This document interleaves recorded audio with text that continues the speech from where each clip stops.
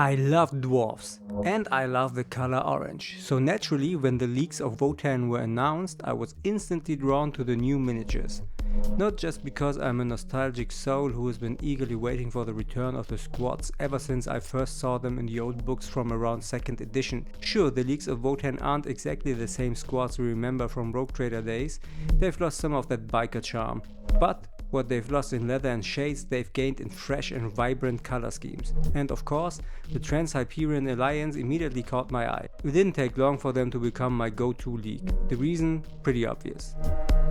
There are many shades of orange out there, and just as many ways to bring this vibrant, energetic color to life on our miniatures.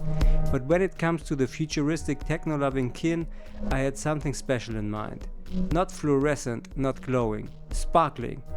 That was it. The moment the idea popped into my head of a kin warrior clad in metallic orange armor, I knew this was the color scheme I wanted for my Trans-Hyperion force. So I immediately set to work, figuring out a way to create my dream orange. Something easy to execute, but most importantly, easy to reproduce. As always, when I develop new painting methods, I think of you, my loyal followers, and I was super excited to come up with 2 different approaches for you to try out.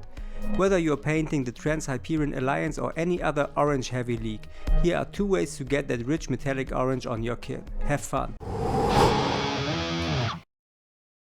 Method 1. We start with a strong silver metallic paint.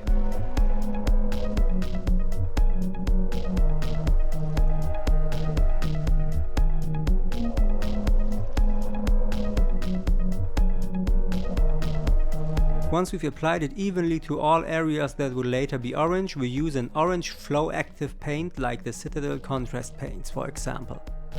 By the way, a more detailed tutorial with the exact colors I use for my metallic orange recipes, along with additional useful tips, as well as numerous other tutorials on various topics related to the miniatures hobby and the art of miniature painting, can be found on my Patreon page, link in the description.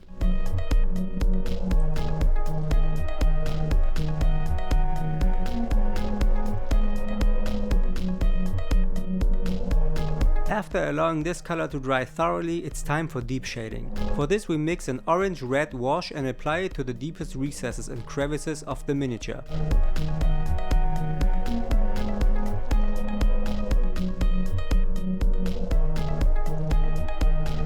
Once this step is finished and everything is thoroughly dried again, we move on to the highlights.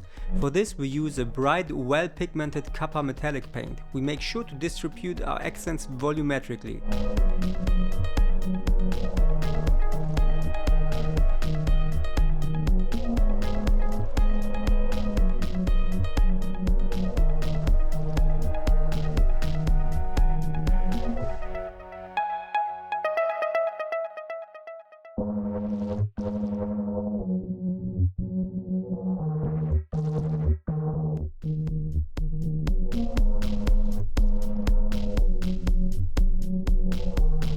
And that's it. Method 1 for sparkling metallic orange is complete.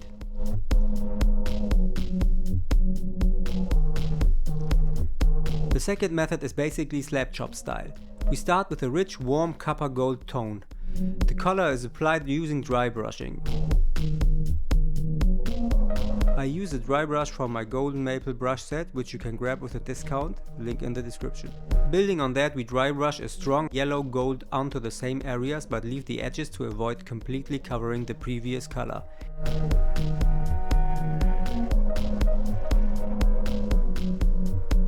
Next we apply our final dry brush color, a light silver for the edges as highlights.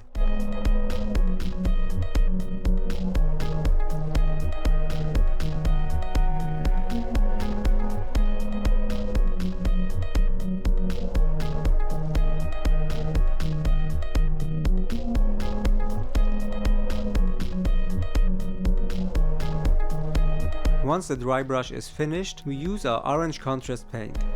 The same color we used in method 1. This paint can be applied straight from the pot for a rich orange with subtle metallic shimmer, or thinned with water for a higher shimmer pigment content. Of course, after applying, let everything dry thoroughly and you have your second method for metallic orange for your miniatures. And that's it, here's Slapshot Metallic method for a rich and convincing orange for your kin. I hope you enjoyed this quick tutorial with my 2 ways to paint a metallic orange. Thanks for watching and for your support. See you next time.